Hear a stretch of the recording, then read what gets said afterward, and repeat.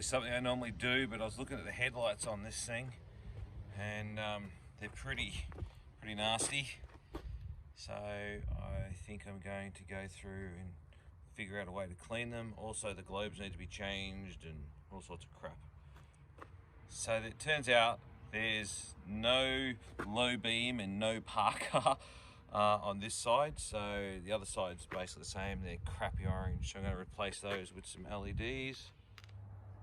2-second check for H11, H9 headlights and come up with this. So I've just gone through and had a bit of a check, and they definitely do what I need them to do, and they're for my car, so let's order those and get them here. I just ordered these on eBay. Nothing fancy, but they should do the trick.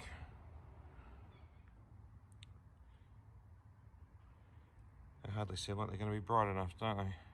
Alright, let's get them open and get them in the car. There. Undo those, pull those off. This is the old globe. New ones. Really nice. And I've done these. So these, even with the new globes, still are crap. I had to go grab this because the battery needed to come out to get to the high beam. Sorry, to the low beam on the side. So that's out now. Both low beam and high beam, both sides are done, and it's a matter of cleaning these headlights because they are truly disgusting. So off to eBay I go and find a cleaning kit. This looks decent enough, it looks cheap enough, it looks like it's going to do the job. I scroll it through. Alright, so this is turned up.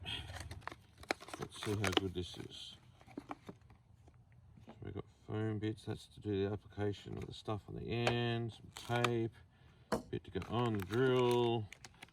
Step 2, trying to run away. That's step 2 as well. There's all the sandy bits. That is the goo you put on the end to UV protect it. This should just go into my drill. And I believe the very first thing we want is whatever the lowest number is, which I think is like 800.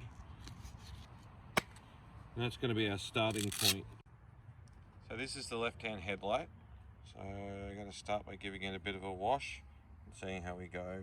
And then I'm going to have to tape it up and blah, blah, blah. You'll see as we go along.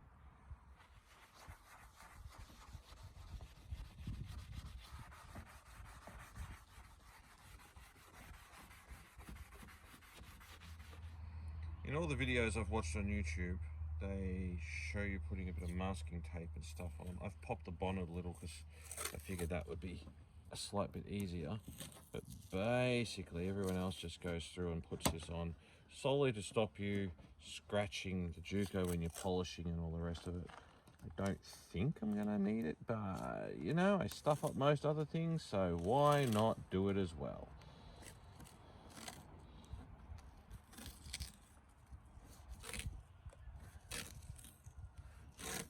So the next step is to start sanding.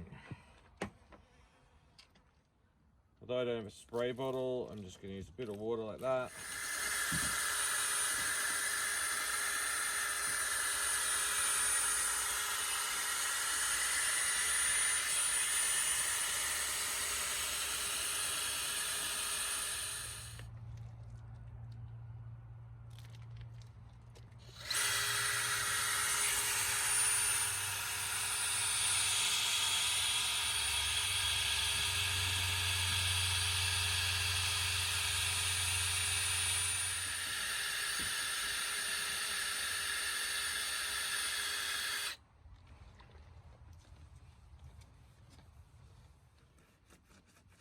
The tape was a waste of time.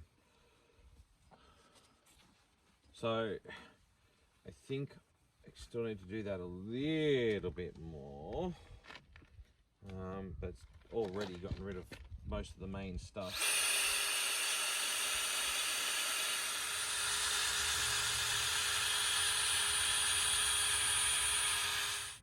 I'm using a drill. You are much better to use a grinder to get more control over it. So this is just 1200 now that I'm doing.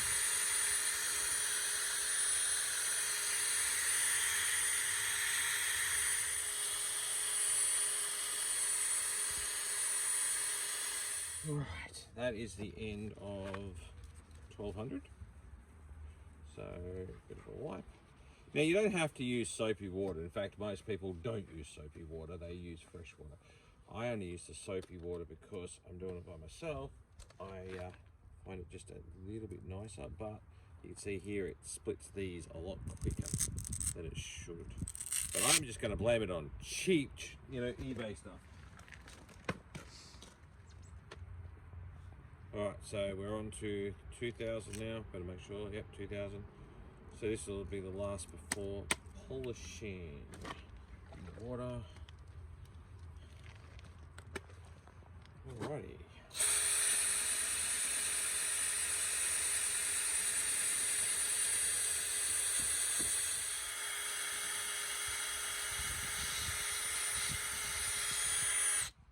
Well, that's the end of 2000. So that's the actual physical sanding side done, and you'll see that there's no longer yellow coming out. It's just straight white. So this is pretty good. Now get all this crap off, because that did such a wonderful job anyway. We'll rinse it with a bit of fresh water so you can see the actual difference.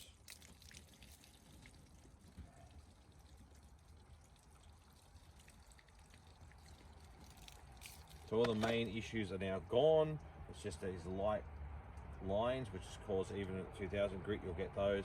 That will disappear when you're polishing, and then the final stage should bring it up nice and crystal clear. Yeah, definitely much better. All right, so this is our polishing buffer. Some people put it on there, some put it on here. I don't really think it makes that much of a difference where you put it, just as long as you get it all over the damn headlight.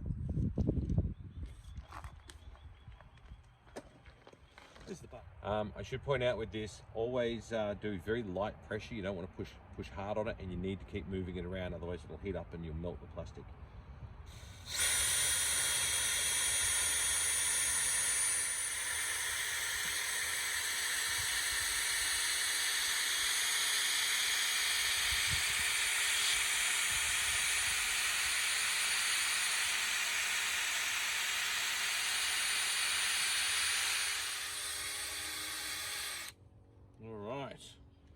Now, let's have a look and see what this actually looks like after the polish is done.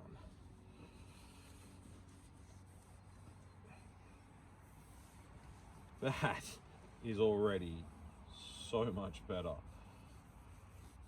Now you'll find you'll be able to see things like on here, the inside of the plastic's not good, and there's a few little spots that, it's not going to be perfect, but the outside of the glass is fantastic. Once we put the UV compound on, that will make it even better again. So let's do that. This essentially stops the sun damaging the headlight and stops all the misting coming up, all the ghosting that basically we just took off. Good stuff.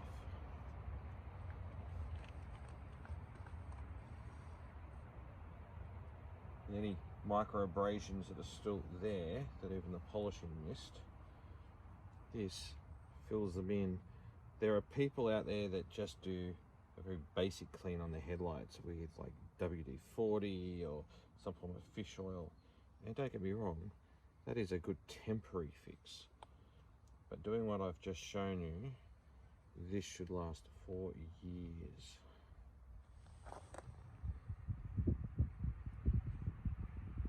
I actually have a tiny bit of UV left, so I might just for the sake of it, I might just put it on there. It's only a few drops, but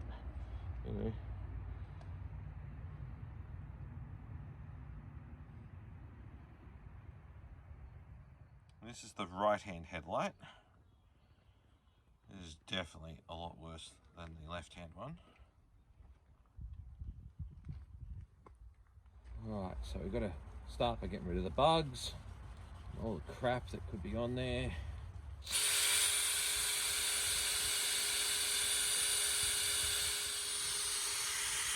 All the crap on there.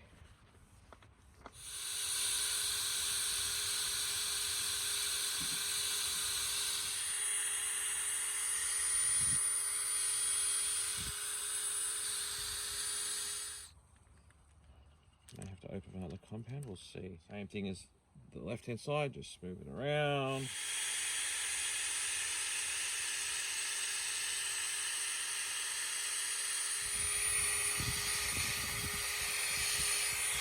Okay, don't put on. I'm okay with that. Worst headlight.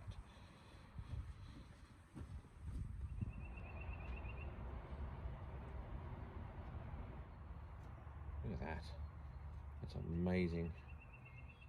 I'm definitely happy with how this has come up.